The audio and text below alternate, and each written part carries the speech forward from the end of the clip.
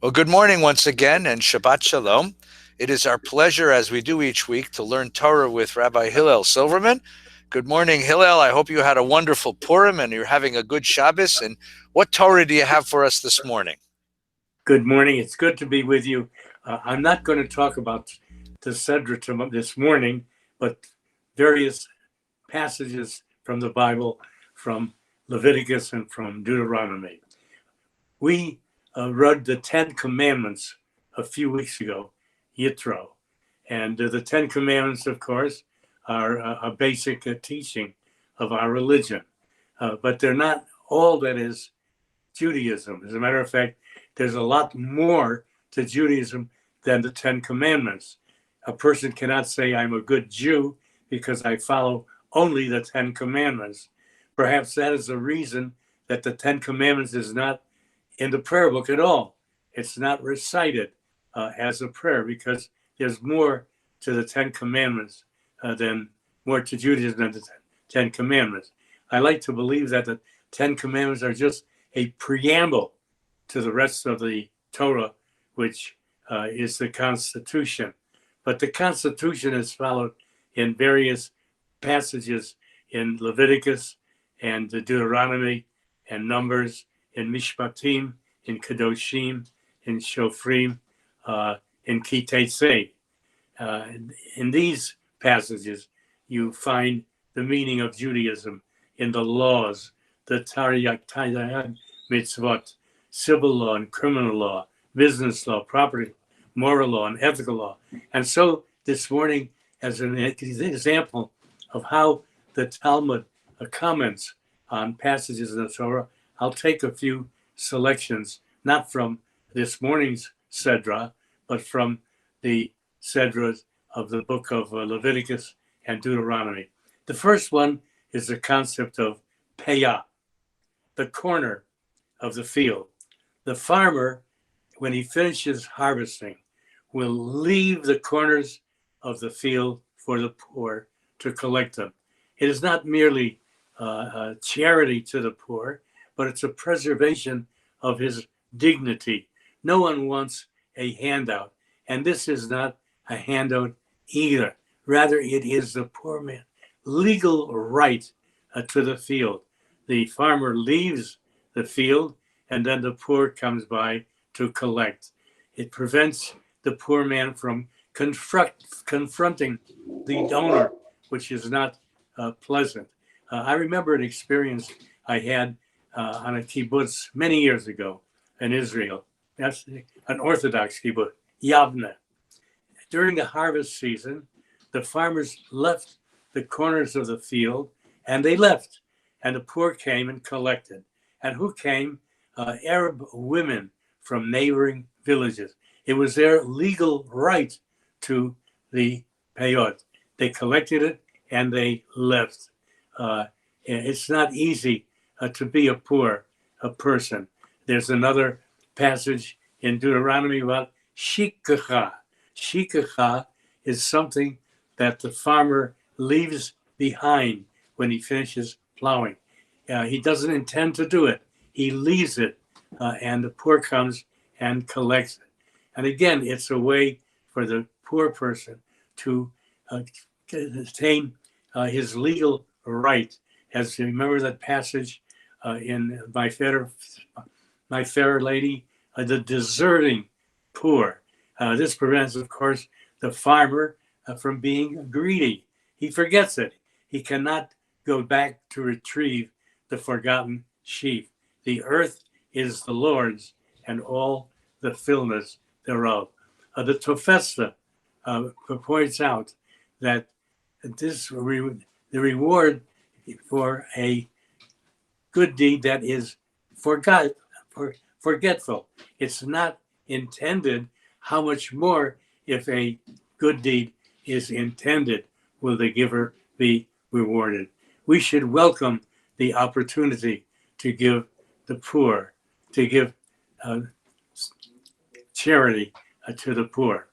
Another Talmudic, biblical statement is the tale bearer, rechilut, slander. It's also called lashon hara, the evil tongue, slander and gossip. Why do we call it rechilut? It comes from the word rochel, the traveling salesman who goes from town to town, talks to the people. And what's new? And he hears all of the gossip, all of the evil talk. The Talmud tells us that not only is the person who admits slander and gossip, the listener to slander and gossip is also guilty.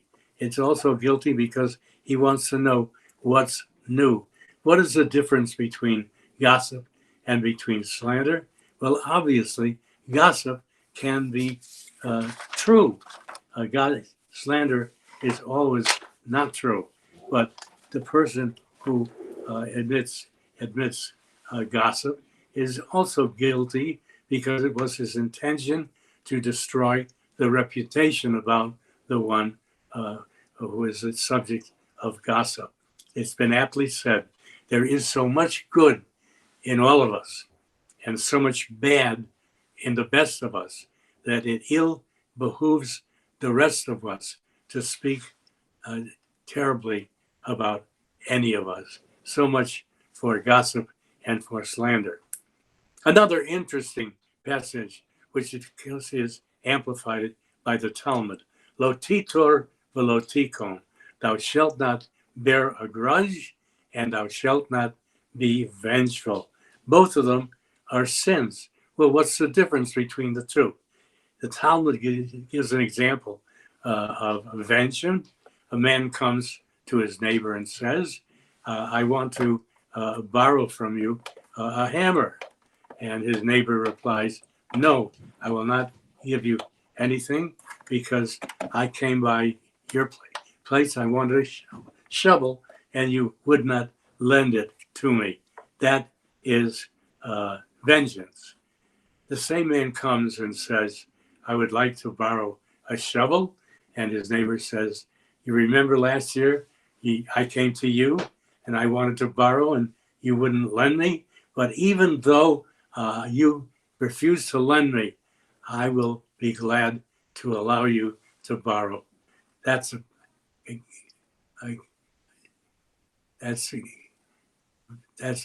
grudge. So there is a difference between vengeance and a grudge. Both of these sins are beyond the purvey of our courts, but they both show how relationships can be soured by dissent and by hatred.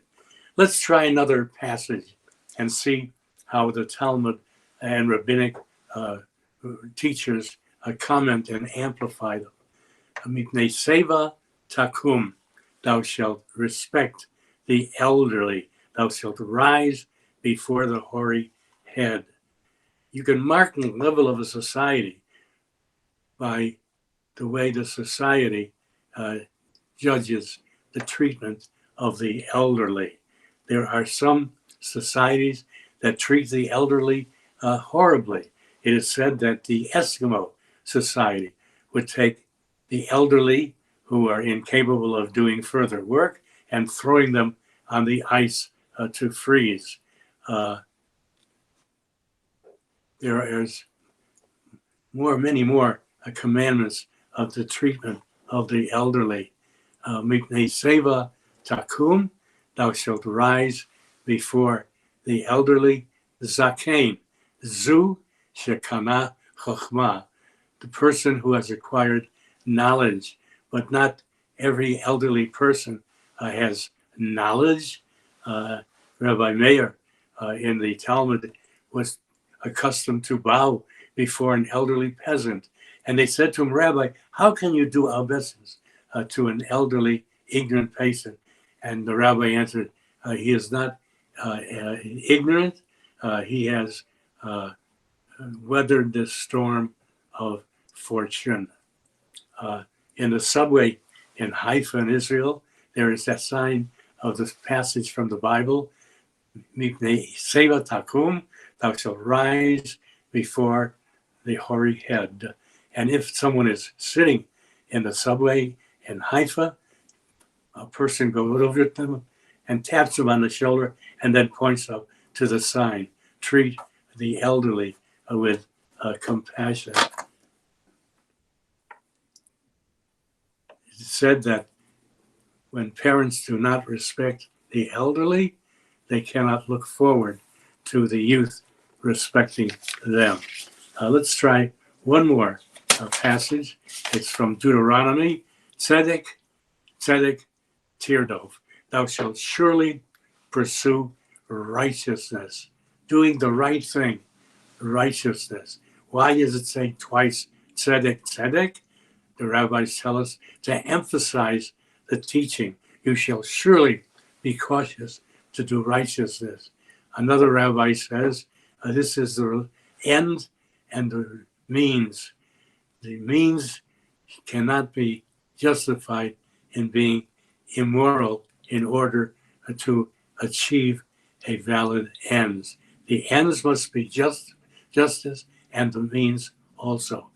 Tzedek means to do the right thing. Charity in Hebrew is tzedakah. It comes from the word tzedek. It does not really mean to give money, to give help. It means to do the right thing. I'll never forget when I was a director years ago of Hebrew speaking camp Ramah in Wisconsin. And there was a very, very important ball game. And many of the campers were spectators watching.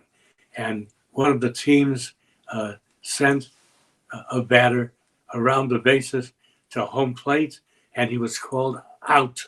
And obviously, he was safe. He was not out.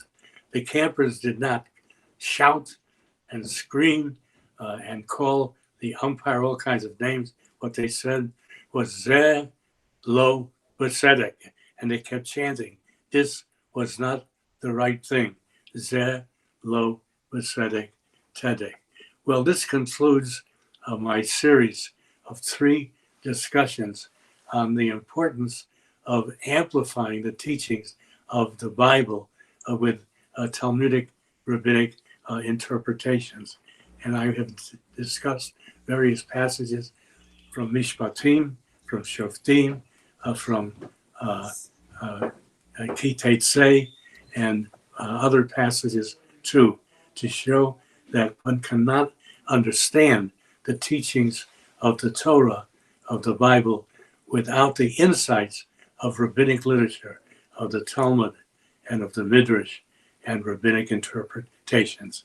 Shabbat Shalom. Shabbat Shalom, Rabbi. Thank you so much. And you know, I have been in the Haifa subway, and I've seen that sign. It's actually on all the Egged buses as well. The sign for reserving the front seat for the elderly says Lifnei Sevat Takum. And you're right. If anybody actually sits there, they'll yell at him, and they'll yell that pasuk. You're exactly correct. It has become part of the texture of the culture. In other words, it pays to get old, especially in Haifa. Well, it's not. It's that it's a civilization that truly takes seriously its biblical roots. Thank you so very, very much. I wish you and your family a very, very good Shabbos. And thank you. Shabbat Shalom.